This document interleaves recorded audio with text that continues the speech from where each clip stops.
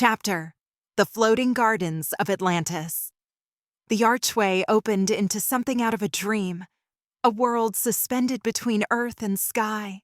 Miles stepped through and immediately froze in awe.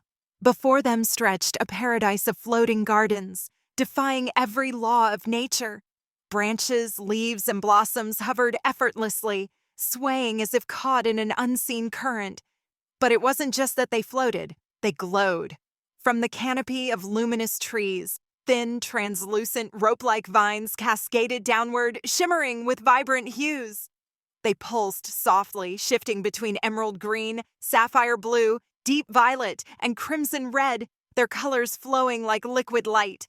The delicate strands drifted weightlessly, catching the ambient glow and refracting it into dazzling spectrums. The entire garden felt like a living aurora, a celestial light show woven into nature itself, where color, movement, and energy blended seamlessly into breathtaking harmony. Miles turned slowly, taking it all in. Some of the roots pulsed softly, like the heartbeat of a living organism. Others sparkled in rhythmic bursts, flickering in patterns as though responding to some unseen melody. Helena's steps slowed as they entered the floating garden, her fingers tracing along the glowing vines that drifted weightlessly in the air. The soft hum of orichalcum pulsed through the garden, a melody so faint it felt like a memory itself. Miles glanced at her, sensing the change in her demeanor. She wasn't just showing him this place. She was reliving something. She walked toward a small, circular stone platform surrounded by clusters of glowing flowers, their petals shifting between deep blues and golden ambers. Kneeling, she placed her hand over the smooth surface, exhaling softly as the energy beneath it pulsed in recognition. "I was just a baby when Atlantis fell," Helena murmured, too young to remember the city the way it was. "But my mother, she remembered everything." Miles crouched beside her, watching her closely. She had shared pieces of her past before, but this felt different. "When the ocean swallowed our world, my parents carried me into the bunkers below, sheltering me from the chaos above. For years, we lived in darkness, cut off from the sun, from the city, from everything my people had known." Her fingers traced faint patterns against the stone, her voice steady but distant. "But my mother, she refused to let me grow up in the shadows. When it was safe, she would bring me here." Miles's chest tightened. "She brought you here?" Helena nodded, a small, wistful smile playing at her lips. She said the garden was the only part of Atlantis that still felt alive. Even after the fall, the orichalcum veins still glowed, the plants still floated, the energy still pulsed beneath our feet. She wanted me to see that, not just ruins and darkness, but beauty. She wanted me to know that Atlantis wasn't truly gone. She let out a quiet breath, her fingers tightening against the stone. She used to sit right here with me in her arms. She would hum a song, one of the old melodies, and the flowers would shift with the rhythm of her voice.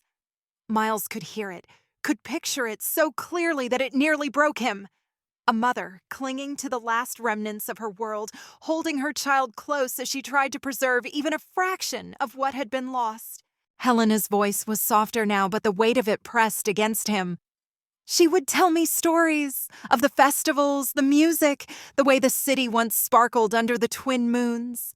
She described the way people used to dance here, how laughter would carry through the air, how the gardens would glow brighter when touched by joy. She hesitated, her breath catching. "But I was too young. I don't remember any of it. Not the city before, not the festivals, not the people. Only the way she held me, only the sound of her voice." Miles felt something tighten in his throat. He reached out, covering her hand with his own. "Helena..." Her voice faltered slightly, and then a pause, a hesitation. She closed her eyes, inhaling deeply, as if bracing herself before the next words. "I remember the scent of her hair," she whispered, her voice barely above the rustling of the vines. "Like jasmine and something warm, something safe. When she held me, I could always smell it.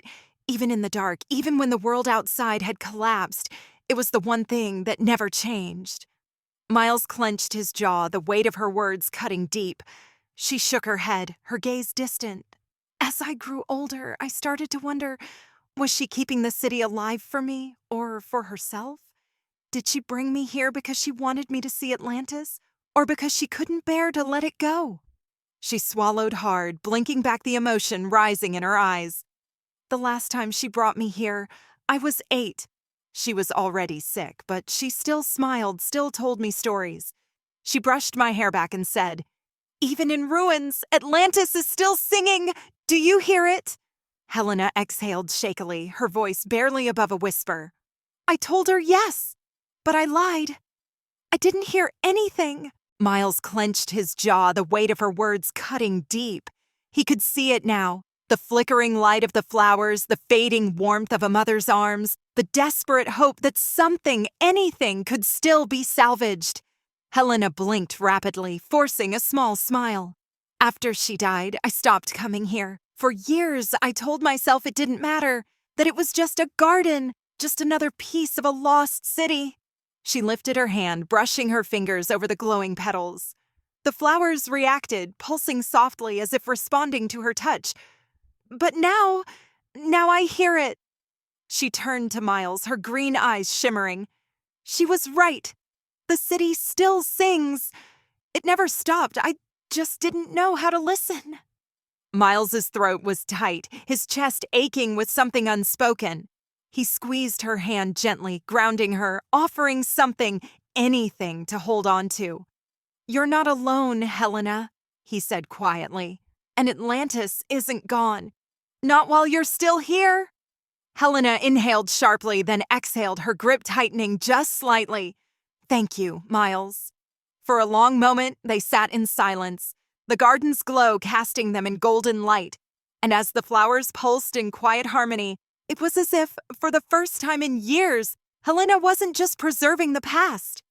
She was part of it. After a quiet moment, Helena exhaled, releasing the weight of memory. Miles gave her hand a gentle squeeze before letting go, allowing her the space she needed. Without another word, they continued walking, their steps slow, almost reverent, as if honoring the past she had just shared. Above them, branches stretched outward, forming a canopy of glowing flora, their colors deepening and shifting as the leaves absorbed the golden sunlight filtering through the open ceiling. Flowers of every hue, pristine whites, fiery reds, deep purples, sapphire blues, golden ambers, bloomed in midair, untethered, as if the very concept of gravity had been rewritten. Miles let out a breath he hadn't realized he was holding. This isn't possible! His eyes scanned the floating ecosystem, watching as the plant life drifted lazily, as if suspended in water. They have no soil, no ground, yet they live! How does this even work? Helena smiled, stepping beside him. "Mix sunlight, water, and metramite, and you get this." She gestured to the glowing trees, her fingers brushing against the air as the flowers shifted toward her touch. Miles stared at her, then back at the hovering plants. "Metramite, you're saying it's keeping them afloat. How?" Helena reached out and plucked a small, luminous branch from a nearby tree. The moment it left its natural position, it hovered in her palm, weightless, glowing faintly. "These plants are called lycomites," Helena said, brushing her fingers over a softly glowing branch. "They have a special property, unlike any flora in your world. The energy within metramite interacts with water at the molecular level," she explained. "It reduces the plant's mass while keeping its structure intact. The roots don't need soil because they draw nutrients directly from the charged particles in the air. As long as they absorb both sunlight and metramite-infused water, they defy gravity, floating effortlessly." She plucked a delicate bloom from a hovering vine, watching as it gently pulsed with light in her palm. They don't just survive, they respond, adapt, and thrive in harmony with their surroundings. Miles exhaled, shaking his head. "Atlantis never ceases to amaze me." He extended his hand toward a nearby cluster of rose-colored flowers. As soon as his fingers got close, the flowers turned, facing his touch. He moved his hand left, and they followed, almost like a school of fish shifting with the tide. He laughed in pure amazement. "They're alive. They're actually responding to me." Helena nodded, watching with quiet amusement. "They sense warmth and energy. To them, you're like the sun." Miles plucked one of the rose-colored flowers, spinning it gently between his fingers. He turned to Helena, his expression thoughtful, then carefully tucked it into her dark waves just above her ear. Stepping back, he crossed his arms and nodded in satisfaction. The transformation is complete. Helena raised an eyebrow. Oh? Miles smirked. You are, without a doubt, the beautiful goddess of Atlantis that must be worshipped. Helena giggled at his playful compliment and extended her hand, palm down in a regal, queen-like pose. Then kneel, subject, she teased, her voice rich with mock authority.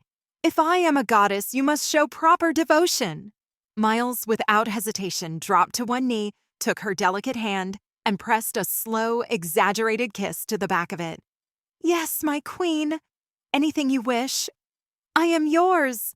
Helena laughed fully this time, her cheeks slightly pink as he rose back to his feet. They held onto each other's hands for just a moment longer, their fingers lightly entwined. Then, still smiling, they turned and continued their walk hand in hand, leaving the floating gardens behind. As they exited, the trees' glowing roots pulsed one last time, as if whispering their farewell, their colors shifting in harmony with the fading sunlight.